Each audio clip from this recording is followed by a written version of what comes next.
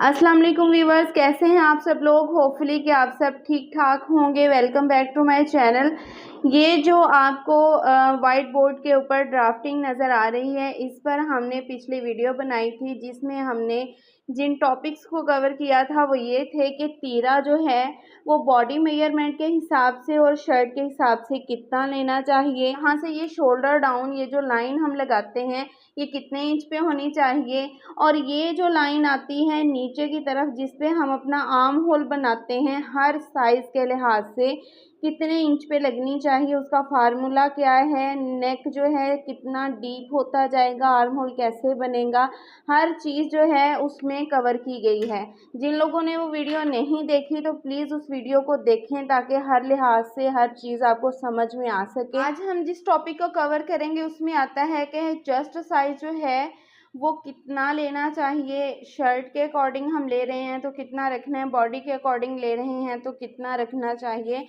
लेकिन अगर आप प्रोफेशनल वर्क करना चाहते हैं तो फर्स्ट टाइम अगर आप किसी कस्टमर का ड्रेस स्टिच कर रहे हैं तो मैं आपको रेकमेंड करूंगी कि एक दफ़ा आप उसकी बॉडी मेजरमेंट के हिसाब से साइज़ ज़रूर लेके रखें, ताकि आपको जो है एक प्रोफेशनल ड्रेस स्टिच करने में कोई भी किसी किस्म की मुश्किल जो है वो पेश ना आए। अब यहाँ देखें, ये हमारे पास साइज़ है जिसके अकॉर्डिंग हमने मेजरमेंट लेनी है। ये चेस्ट है जी 22.5, कमर 20 है, हिप है 24 इंच।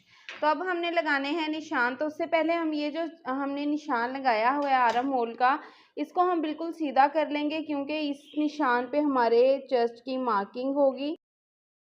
इस लाइन से नीचे की तरफ 13.5 इंच पर एक निशान लगाना है जिस पे हमने हिप की मार्किंग करनी है।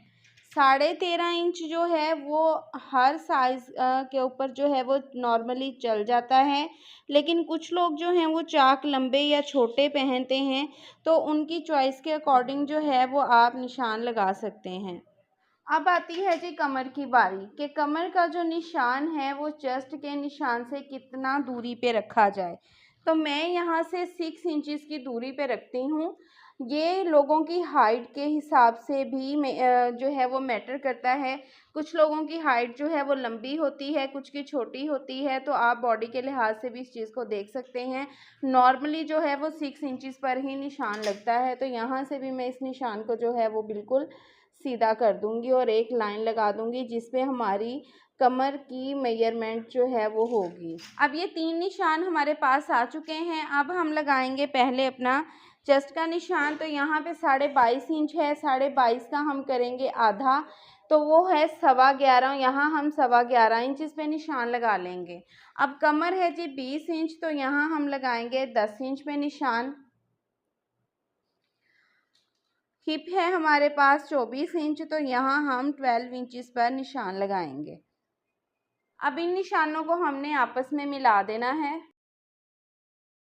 यहाँ देखें, नॉर्मली हम जब भी किसी भी ड्रेस की फिटिंग करते हैं तो यही 3 निशान लगाते हैं, चेस्ट का, कमर का और हिप का। और फिटिंग का निशान लगाया तो हम कहते हैं जी हमारी शर्ट की जो है वो फिटिंग का निशान लग गया। लेकिन जब हम इसको स्टिच करने के बाद अक्सर हमारे कस्टमर्स जो हैं वो पहनते हैं तो क्या होता है, उनको इस जगह से शर्ट पर खिंचाव आता है। हमारे आर्म पिट वाली साइड पर जो है यहाँ पे कपड़ा इकट्ठा होता है। इसका रीज़न क्या है कि यहाँ से शर्ट क्यों तंग होती है, और हमें अक्सर कंप्लेन आती है जी चेस्ट हमारी थोड़ी सी टाइट है, फिटिंग टाइट आ रही है, आप थोड़ा लूज़ कर दें। तो हम कहाँ से लूज़ करते हैं, चेस्ट साइज़ को यहाँ से थोड़ा सा और फासले पे सिलाई लगा देते हैं, यहाँ से इस तरह कमर तक दोबारा, ठीक है।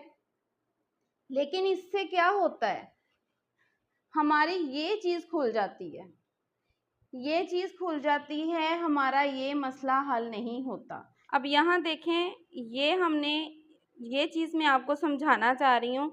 जब हम अपना चेस्ट साइज़ यहाँ से रखते हैं, ज़ाहिर सी बात है कि हम शर्ट की जब सिलाई लगानी होती है तो चेस्ट साइज़ को इस एरिए से लेते हैं, ठीक है। तो ये चीज़ देखें हमारी लूज़ हो जाती है और यहाँ से इस एरिए से हमारी ये शर्ट जो है वो टाइट हो जाती है।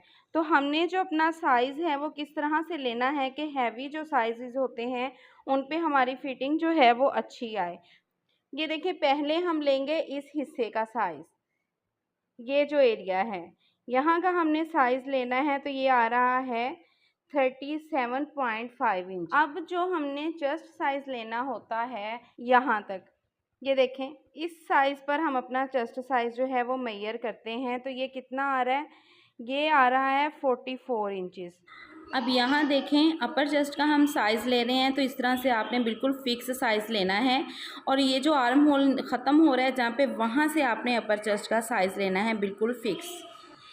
इसके बाद हम लेंगे अपना मेन चेस्ट का साइज़, ठीक है। तो आपने इसी तरह से इंच टेप को थोड़ा सा नीचे करना है और जहाँ से हमारी मेन चेस्ट शुरू हो रही है वहाँ तक आपने लेना है, लेकिन इस साइज़ को आपने थोड़ा लूज़ रखना है, बिल्कुल फिक्स साइज़ नहीं लेना।